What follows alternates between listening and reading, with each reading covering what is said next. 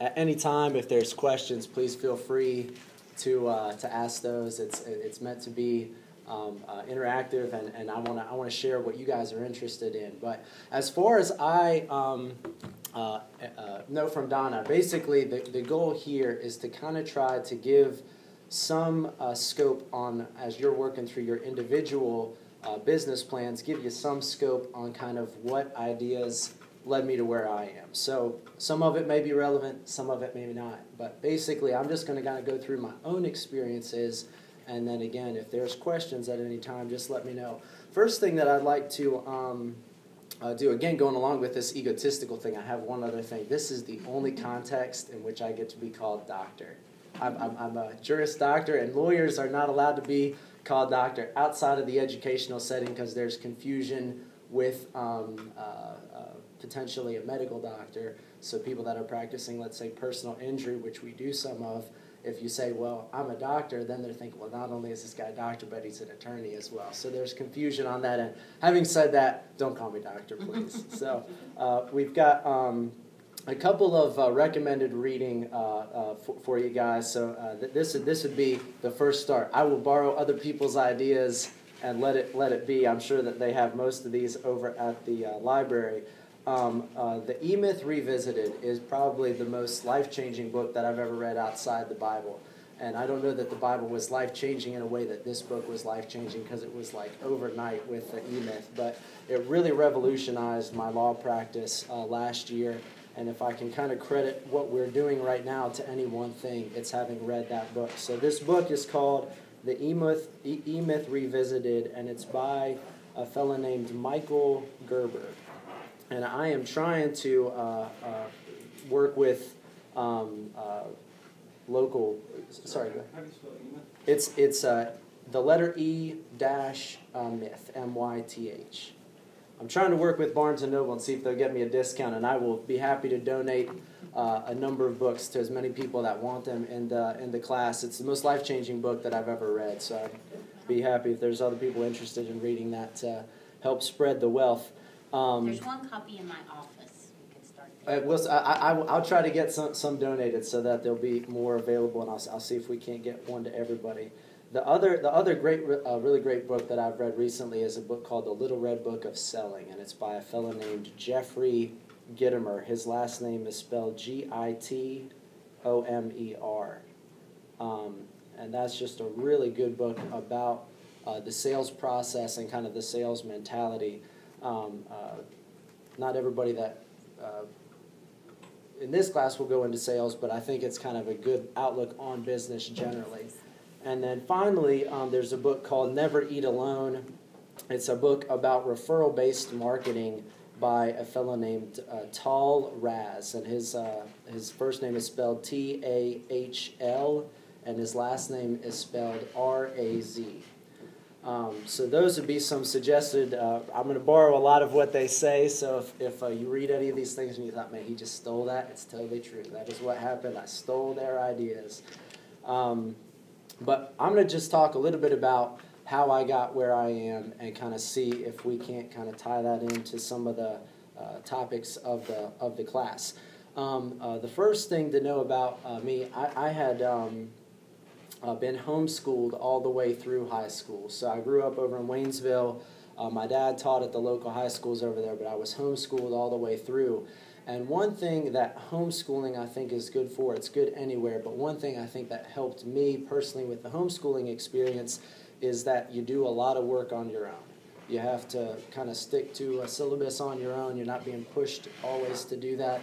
And it kind of helped teach a little bit of the self-discipline process. And the reason that that is important is that independence and independent forward movement, I think, is one of the most powerful things for an entrepreneur to possess. To have the ability to basically take initiative and say, I'm going to think about this a different way. I'm doing that on my own. I'm going to break out from the rest of the crowd. Also having to kind of do a lot of the coursework on your own, I think creates a mentality as... don't want to be vulgar, but one of my favorite things, one of my favorite points in the Little Red Book of Sales, his first point on becoming a great salesperson is to kick your own ass. And I think that a lot of people get to the top by doing that. There's really no easy way. There's very few people that get this inspired invention idea and all of a sudden are making millions or changing the world. Most people do it one day at a time, getting up an extra hour early or staying an extra hour late at the office. Most people do it through just a hard work ethic. And I think that one of the interesting things that he says, and definitely applies in my particular experience, is that having that work ethic, I get more done in kind of the 2 hours before the office opens and the 1 hour after it closes than I get during the rest of the day. There's constant distractions throughout the day, and we've tried to at the office eliminate those distractions. But from 7 until 9, I get the most work done in the day that I'll get done. All the good work is done from 7 to 9. And I think that is true in most places. Once you go into work, whether you're working on your own, working for somebody else, once you get into work and you're there as part of the routine part of the day, there are things that are expected to be done for that routine part of the day. And I think most entrepreneurs have to cut out some time for themselves and say, right now I'm going to focus only on the business, not about this particular client's needs. I'm not going to focus on this particular case, this particular issue. I'm going to try to focus on the business, generally speaking. And so having that kind of, push yourself to the max mentality is really something that is very hard to learn. It's a practiced habit to have that. As I was mentioning, I did go to a liberal arts school, so I can very much relate on that front to what you guys are going through. And I will say that really has helped me immensely, I think, in my own personal business. I majored in philosophy with a minor in math. I had no intention of going into law school before my senior year in college, and I thought, man, what else am I going to do with a philosophy degree? I can't go sit on a rock somewhere, so I better go find something else to do.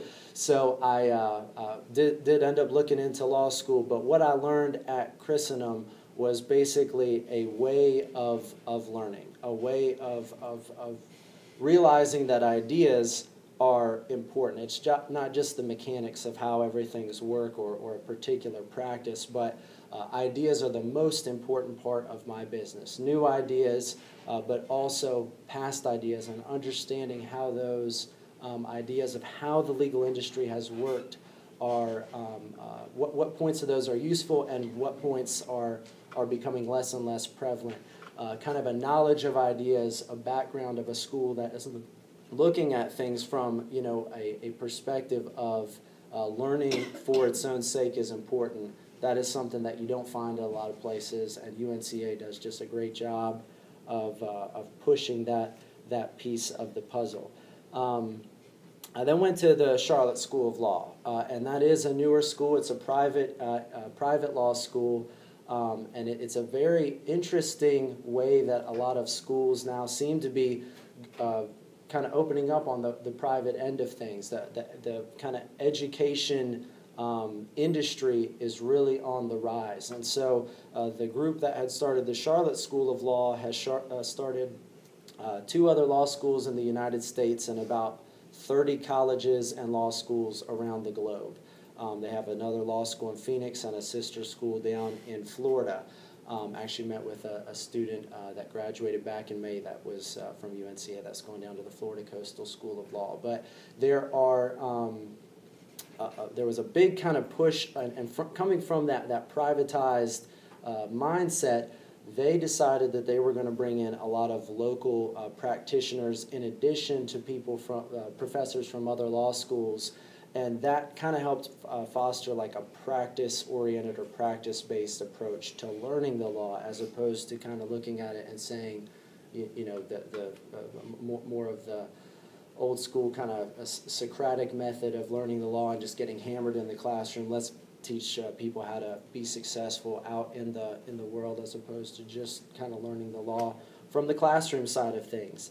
But during law school, and I really should have done a better job of this during college. I have some very close friends from college, but I did not really see college as an opportunity to connect with other people, as an opportunity to grow my referral, potential referral relationships. And in law school, that very much changed. It did not change early enough, but it very much changed because basically I realized that with the amount of attorneys in the North Carolina area, there's a good chance that I would be working with a large portion of my classmates in actual real practice. We were a class size of about 60 students, so a very small class size. And now they, I think, have about 500 students coming through. But I've worked with at least 15 to 20 of those 60 people on cases in real time. I send them cases a lot. They refer me a lot of cases. And so that was kind of the first time that I saw the power of connections. But again, any time that you can grow your connection base or your referral base, that's probably one of the most important things to me as far as growing particularly a small business, is having those people in the community, whether that's the North Carolina legal community, the Asheville legal community, community with professionals from other states, community with professionals from other industries. Growing that referral source is a huge part of what I think has made our firm successful.